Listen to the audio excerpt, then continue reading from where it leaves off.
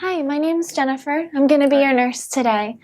Can't you just tell me your name and date of birth? Jeremy Carter, December 25th. Okay. And what brings you to the clinic today, Mr. Carter? I came to get a physical before I start chemo again. Okay. And looking in your chart here, I see that you were recently discharged from the hospital, and you had a surgery that was removing a tumor that was pressing on your spinal column. Is that correct? Yeah. Okay. How are you doing now? Do you have any weakness or numbness in your legs? No, for the most part, I'm better. My back hurts some. The doctor said I should expect that, but he said he couldn't get the whole tumor out. Mm-hmm. Otherwise, I'd be paralyzed. I'm very sorry to hear that. Can you rate your back pain now for me on a scale of 0 to 10? It's about 4. Okay, thank you. Is your pain the same now as it was since surgery? No, it's better. Okay, good. Do you mind if I take your vital signs? No, it's fine. Okay.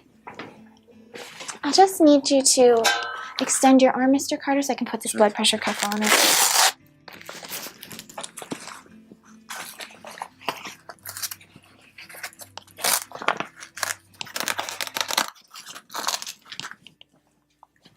Now, if you don't mind, I do just have a few more questions to ask you. Mm-hmm. I see here in your chart that you were diagnosed with colon cancer 2 years ago. You needed to have part of that colon removed, is that correct? Yeah, ever since I've had to wear this bag. You have a colostomy? Yeah. Okay. And did you also need to have chemotherapy 2 years ago? Yeah, that was one of the worst experiences of my life. I can imagine that was very difficult for you. How do you feel about having chemotherapy a second time? Every fiber of my being says no. I can't think about it. I just can't do it again. I can imagine it was very difficult for you to hear. But perhaps you won't need the same type of chemotherapy as you did last time. Yeah, I hope not. So, Mr. Carter, are you allergic to any medications? No. And what medications are you currently taking? Percocet for pain, B12, multivitamins, some powder my husband gives me. It says it's supposed to build my immune system to fight the cancer. Okay, and do you remember the name of the powder? No. Do you think it would be possible if you could call your husband and just find out what the name of the powder is? It's also pretty important that we know any multivitamins or supplements you're taking. I can call him later. I mean, he's in jury duty. Okay, well, I'm going to go ahead and step out. I'm going to let you get undressed before the nurse practitioner comes in to do your physical exam. Do you have any other concerns for me right now? I think they're supposed to take the stitches out of my back today. Oh, okay. I'll let Tony, the nurse practitioner, know that he can remove them today. Okay? Thanks. Okay, Mr. Carter, I have your discharge information here. But it looks like the next step is to get an IV placed for the chemotherapy. And I remember you had mentioned that you had some hesitation with getting chemo a second time. Did you speak with Tony about your concerns? Oh, well, there's no point to it. My husband won't talk about it. Well, could you help me understand a little bit about your situation at home? It sounds like there's a bit of stress. It's stress. Yeah, that's perfect. The last time I was sick, the last time I had chemo, I was so sick that I couldn't do anything. I was like a zombie. My kids needed me to be their father, and I couldn't be there for them. I mean, if I'm not going to make it, I don't want them to remember me like that. But I can't talk to my husband about it.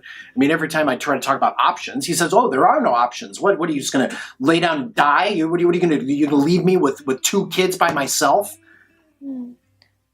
I'm very sorry to hear that, Mr. Carter. It does sound like you're dealing with quite a bit of stress. Is there any way that I can help?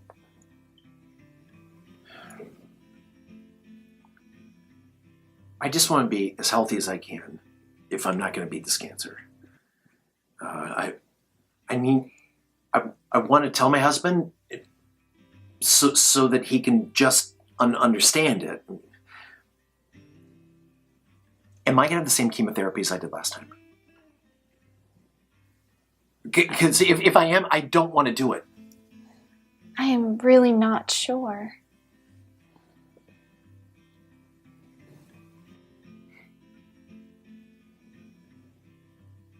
Now the question is, what are my chances? You can't get anyone to be honest. I mean, last time everyone said, "Oh, your chances are good," and this time they didn't say anything. I mean, they say, "Oh, well, you know, we'll see how it goes," or you know, we'll take it one step at a time. And if I'm going to die, I don't want chemotherapy.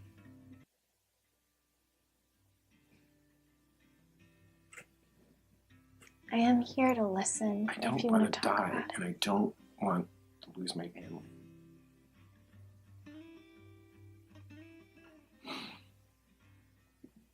I won't die.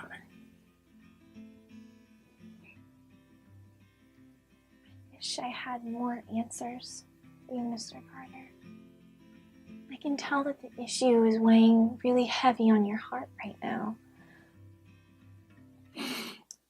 It also sounds like you need more answers to your questions before getting the PICC line placed.